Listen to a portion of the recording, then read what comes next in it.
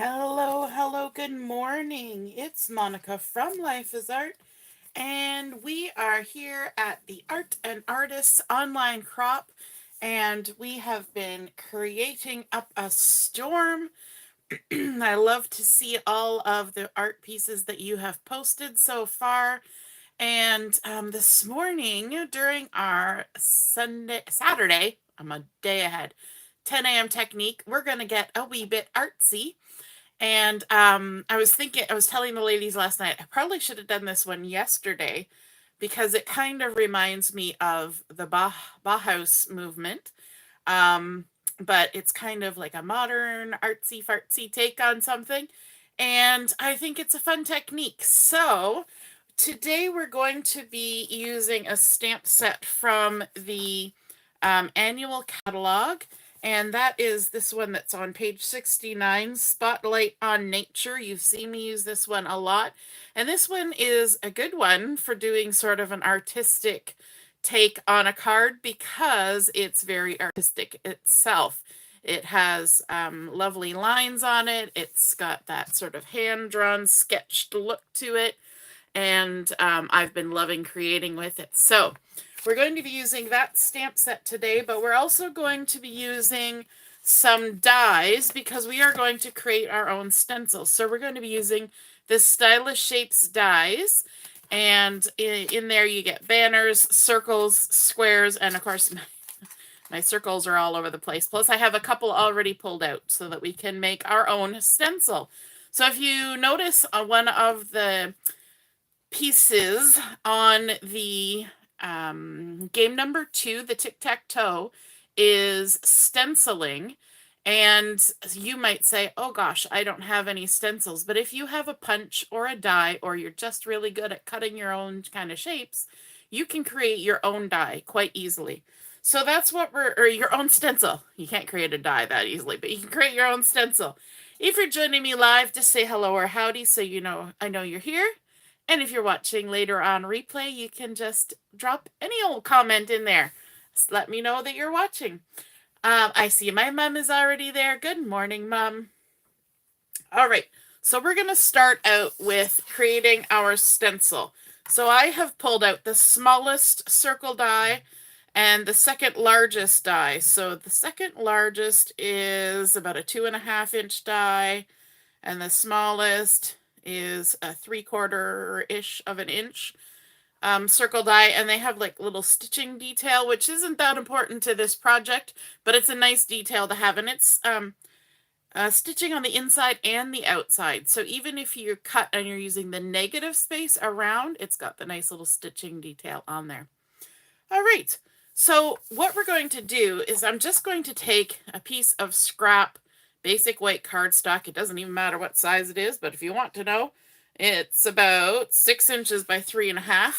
And we're just going to place those 2 dies on there because all we want to do is create a stencil. So it doesn't have to be in any particular fashion.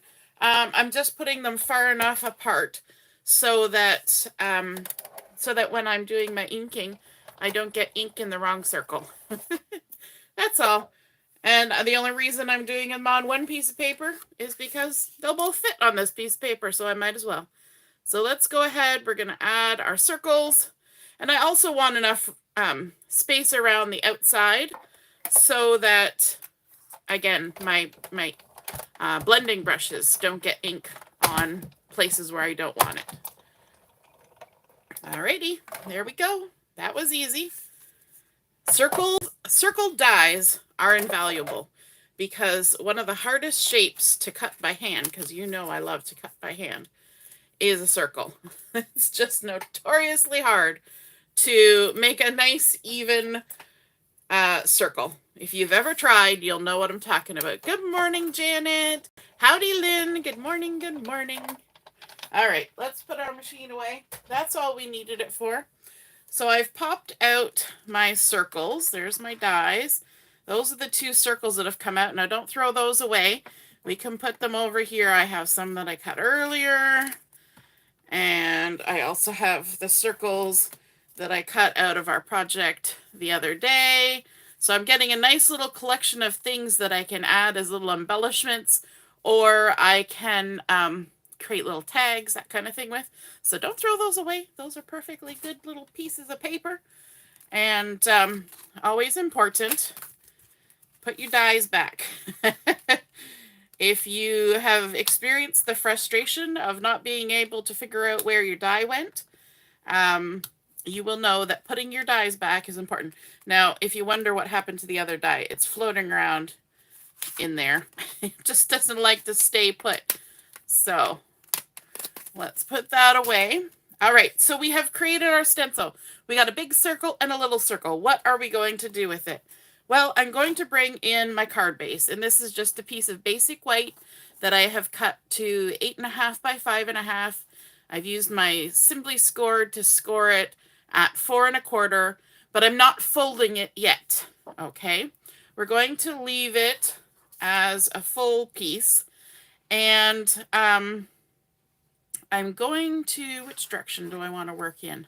I guess I'll work in this direction, but I want to line myself up. I'm just waiting to see on the camera, on the video. Okay, I'm going to line myself up with the lines on my mat. And I'm going to line myself up over here on this side because this half is the front of my card. The other good item to have is some kind of masking tape. Now, this is not like yellow masking tape that you buy to seal things up. This is masking tape for paper crafting, so it's very low tack. So that's what you want. And what I want to do, this is 1 inch wide, but I only want to mask off a border around my card of 3/4 of an inch, and that's why I'm using my grid. Because what I can do is I can go to the 1/4 of an inch out from my card and stick this down, and now I know that I've masked off 3/4 of an inch. See how smart that is? I know, I amaze myself sometimes. We're going to do the same thing on the opposite side. Now, you're going to say you're using a lot of tape, and yes, it does. But if you were going to make several of these cards, you can just peel and restick the same tape over and over again. Even if you want to make a different kind of card, you could reuse this tape again. It doesn't have very much tack, but you don't need a whole lot of tack. You just need it to stay in place. Okay? So now we're doing the top and bottom. Again, we're going to 1/4 of an inch out from the card, lining it up. And that's an easy way when you use those kind of grids on your mat to make sure that you're nice and even, right? Okay, so we've got our edge covered up because we don't want any of our ink going around that edge. At least I don't, because that's the design that I'm working on. Now I'm going to be working with 3 colors of ink for this project, and I like to stick within a very limited color palette when I'm working on most projects. When you're doing scrapbooking, you've got photos and there's lots of colors in the photos. That's a given, but the rest of the page can be kept within a minimal amount of colors, and the same is going to be true for my card today. So I'm going to be using some fresh Fresia. That's like a tongue twister in the morning. Fresh Fresia. I'm going to be using some Pool Party, which are lovely colors together, and then some gray granite as kind of a neutrally darker color. So I tried to keep, now you know when I talk about colors, I often talk about color intensity and all that stuff. These colors are kind of about the same color intensity, but they're contrasting colors. Okay, so that's what gives the variation that you want. Okay, the other thing that is on the tic-tac-toe, I'm giving you lots of hints here. The other thing that's on the tic-tac-toe in game number 2 is 2 shapes.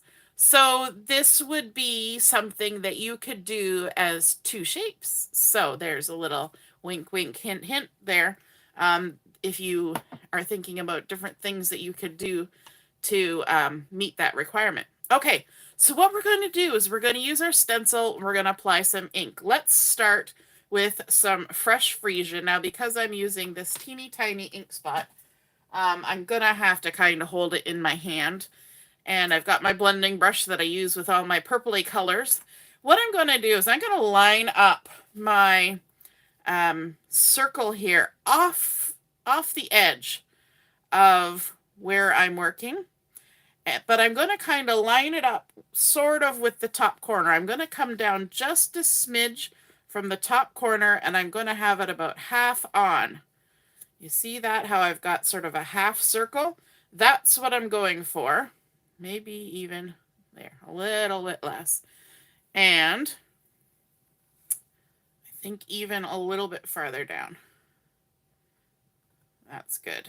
Okay, and then we're going to ink up with our fresh Fresia and then apply it to our card front. And I didn't tape down my little stencil here because I think I got enough tape going already. So I'm going to see how I hold, put my hand down, and then hold my thing. My mom has an ingenious method of keeping those ink pads still, but I've never tried it with an ink spot. So let's try. You never know till you try. In my mind, I think it's not going to work. But the little bit of drawer liner, you know, you can get from the dollar store or whatever, put that under. Ooh, it does work. Ooh, look at that. Mind blown. I just didn't think, because it's so small, I figured I would flip it. Now, if I put too much pressure on it, I probably would flip it because it, you know, it would just do that because, you know. All right. So now when we move that, we reveal a lovely circle. Okay, let's change colors. And this is where I have to kind of remind myself which brush goes with which color. We're going to bring in the Pool Party. And let's add a little circle right up here at the top edge. Get some Pool Party on there. And this circle is quick to fill in because it's just a little bit more. There we go. And this look at that lovely inky glow around those. I don't know, just looking at the stencil makes me happy. All right, now let's do something a little bit different. Let's take our stencil. We're going to mask our stencil. What I want to do is kind of mask my circle in half, like that. And then I'm going to mask it in half the other way.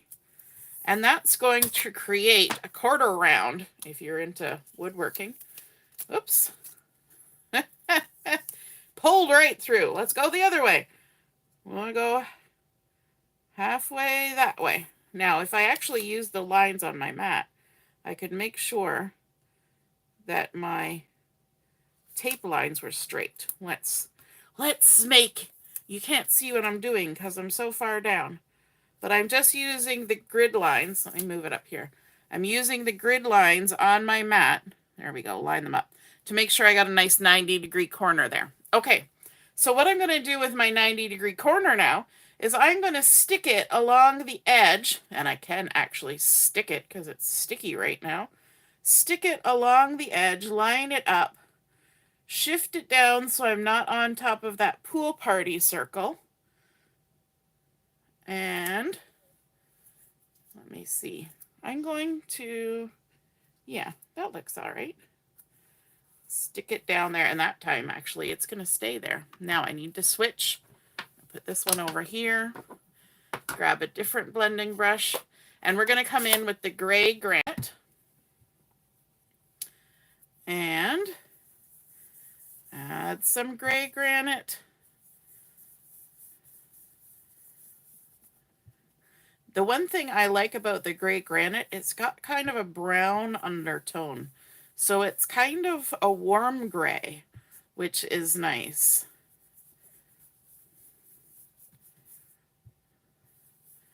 There we go. Da, da, da, da. Lovely.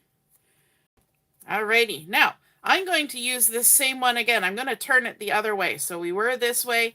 Now we're going to turn it this way, and we're going to come right down to the bottom corner. So we're going to get that corner right in this corner, line everything up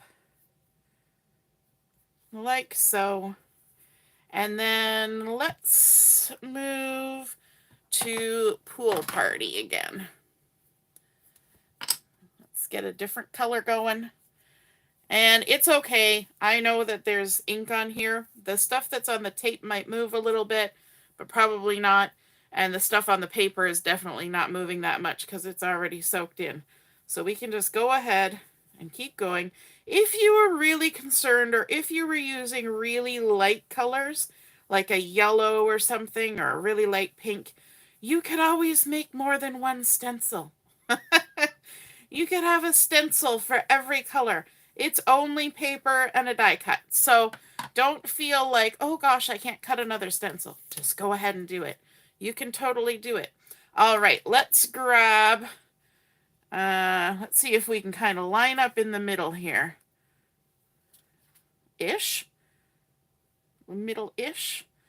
And, you know, now that we have that tape there, I'm going to use it to my advantage. Let's go back to our fresh Fresia for another little pop of color here with this little circle. And you can move your stencil around however you want. You can leave as much white space as you want. You can add as much color as you want. You can add any kind of shapes that you want. I could have punched out triangles. I could have done just about anything.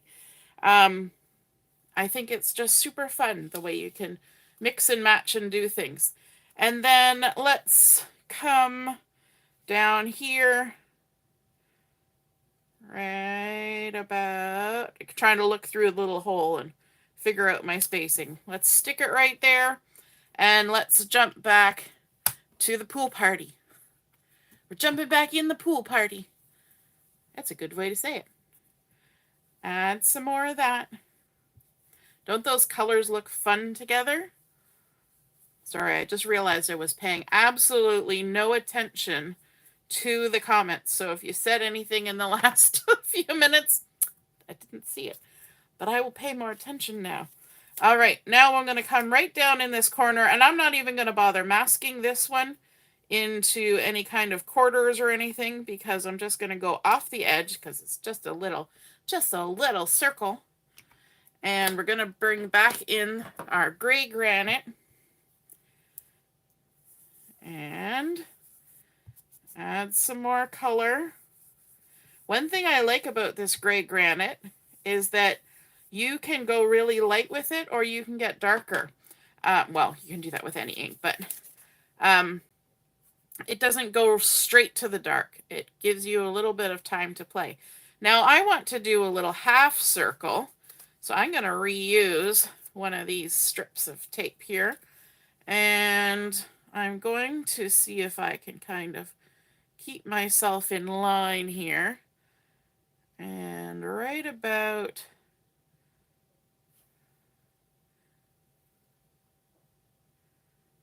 there. Then I'm just going to put this tape down like so. You know what? I should have I should line this up so that it's straight. And that way it can help me see that my tape is straight. Because I can kind of, I can kind of judge it on there. It's a little bit crooked. Oh my gosh, why be so persnickety? Just stick it on. Do the thing. Talking to myself now. All right, let's add some more gray granite here. And then this is our last section that we're going to be inking. Let's just get that on there. Lovely. All right. Now we can do our big reveal. And of course, you can use that stencil quite a few times. Cardstock will take quite a bit of ink action. Now we can peel these layers off. I can just pick up the whole thing if I could grab it. And because this is really light tack, like there's no worry about it taking anything off. It's like even less tack than a Post-it note pretty much. And it doesn't leave any residue because it's made for this. You can use painter's tape. I use painter's tape when I do watercolor painting. But we don't need to. We can just use this. All right, now, remember I said we were going to use the Spotlight Nature stamp set, and we're going to be using this gorgeous couple stems of tulips to stamp on here. Pardon me, I've got hiccups. So I've loaded that up on a big block here. Let me grab my ink, and I'm going to use black ink for this. So I've got my Memento.